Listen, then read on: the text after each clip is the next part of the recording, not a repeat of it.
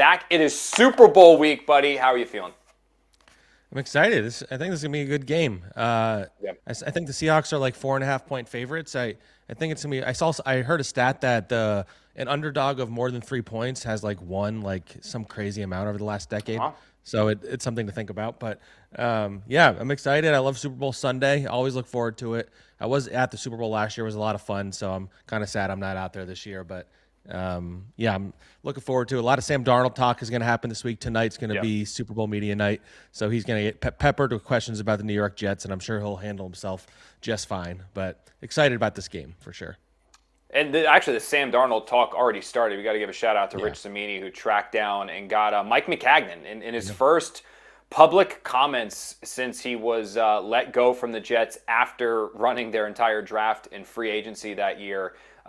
Rich got him on the phone, and it was a really good interview. Like hearing him reflect on Sam, I think there was an anecdote in there actually that one of the reasons he decided to do the interview was the video of Sam embracing his parents after the victory, the first game of his career over the Lions, where he's hugging his mom and dad, and then Josh McCown's hugging his mom and his dad. That actually brought tears to Mike Maccagnan's eye when he was recounting it with Rich.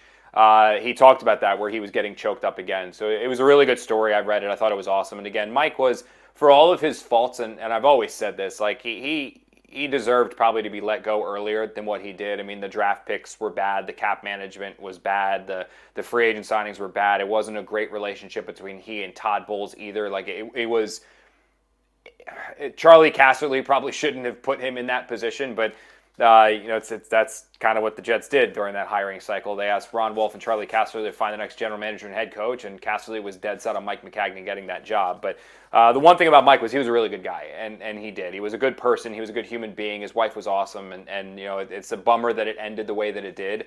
But it was cool to hear him talk again. And for this, I mean, look, it's victory laps. I don't know if you're. I wouldn't say it was that. When Dave Gettleman talked to the New York Yeah, Post yeah, I was after thinking the that. Giants, Yeah. that was a victory lap. Like that was like Dave Gettleman being like, "Look what I did. Look at these players. This is my roster." No, Dave Gettleman was a freaking disaster. Mike Maccagnan also wasn't very good at his job, but this was. I didn't take this as a victory lap. I took this as a guy just reflecting on Sam Darnold and just being happy for his success. And the cool thing too, Zach, is that it seems like almost 99 to 99.9% of Jet fans are pulling for Seattle because of Sam Darnold at the Super Bowl.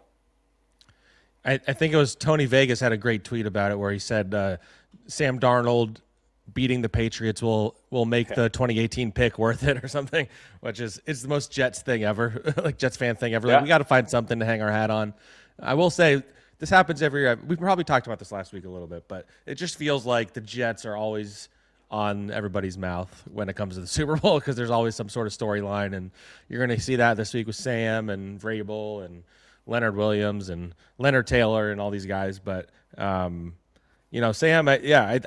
that's the thing. Like everybody tries to make fun of the Jets about Sam Darnold, but there's not a single person in this area that's not rooting for Sam. I don't think so. Correct. Including, I bet Adam Gase wasn't in that story. I imagine he's excited for Sam as well. Like, I know it didn't go Sam well, too. and yeah. It just fell apart for a myriad of reasons. Like you guys know that I'm more of a believer in Adam than I think a lot of people are. Like I don't think he was maybe necessarily cut out to be a head coach, but he could still be an offensive coordinator somewhere. Like he just wasn't that stand in front of the crowd motivator, leader of men. But things just got so bad that second year. In fact, I remember we've talked about it before. Like Adam used to do film sessions with media and just kind of explain what they were doing, the breaking down the X's and O's. It was actually awesome. Like for somebody who just grew up a fan of football, it was really cool to experience those things. And other people have done it too. Like Michael Floor did it a bit as well. But the one thing that I remember during one of the end of the Adam Gase film sessions was he was going over a play, and this was when Adam knew he was done. The Jets were just spiraling out of control. This was actually the COVID year, so we were doing the film reviews over Zoom. Like, it's also kind of cool that Adam went out of his way to do that because he could have been like, oh, look, I'm not going to bring you guys into my office. It's COVID, but hey, I'll do this virtually with you guys, which I thought was pretty awesome.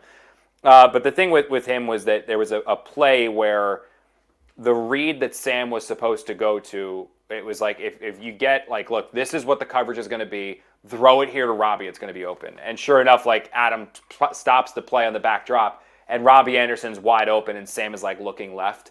And I remember it was, like, a really somber moment with Gase. And this, again, he knew he was done. This wasn't he was trying to salvage his job, but it was kind of a somber, like, realization setting in of, like, I feel like I've let the kid down, was when he looked and he's like, this is a play that's designed for this coverage. We get this coverage. I told him in his headset, go to Robbie when you see this read. And here Robbie is streaking down the field wide open and Sam's looking somewhere else. And this wasn't excuse making by Adam. This was Adam basically saying, I've lost the quarterback. Like Sam doesn't really trust me anymore. And he doesn't believe what I'm telling him anymore. He goes, and it was just like, when Adam was hired, he took this job because of Sam. Like, he wanted to work with Sam, and ultimately it just didn't work out for him. But I can promise you that Adam's absolutely happy for Sam. I think anyone who's ever come in contact with Sam is happy for him. Joe Douglas is happy for him because, again, it's a kid who's always done things the right way. Teammates loved him, coaches loved him, assistants loved him. He was always a really good person, and it's cool to see good people having success. Yeah, I mean, I think it's okay to focus on that part instead of just being like, well, the Jets let him go. The Jets let him go. Yeah. We don't need to repeat everything else, but the Panthers and Vikings did too. And Vikings GM got fired as a result of Sam Darnold being let go. So it's crazy that he's here. I mean, he's the favorite to win MVP in the Super Bowl. Just think about that. Like, if I had told you that, like, at any point in the last 6 years, like, Sam Darnold is the favorite to win Super Bowl MVP right now. And there's a lot of logic to that too. Like, that's the crazy part. And yeah, I'm just excited to see how he handles it because there's still questions about how he's going to handle a moment like this.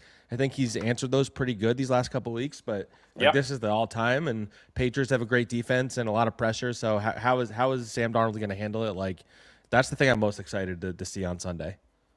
My other thing I'm excited to see on Sunday is we do a Super Bowl party every year.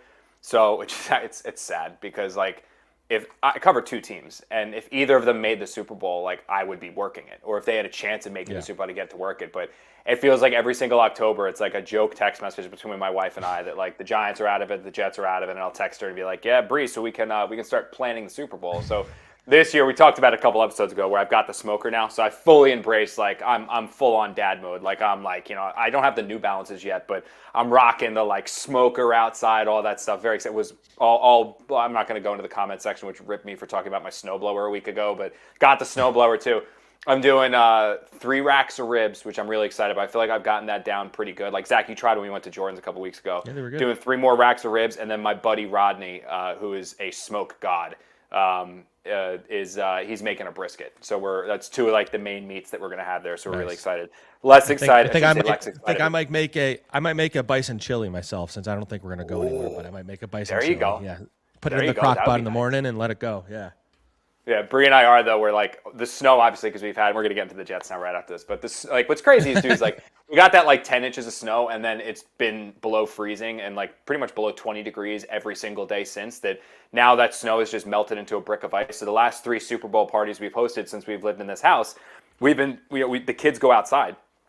All of my friends who have toddlers and little kids, they go outside and they run in our backyard. That's what they do. There's still, like, 6 inches of ice all throughout my backyard. So Bree and I were looking at each other the other day, like, what are we going to do with everybody?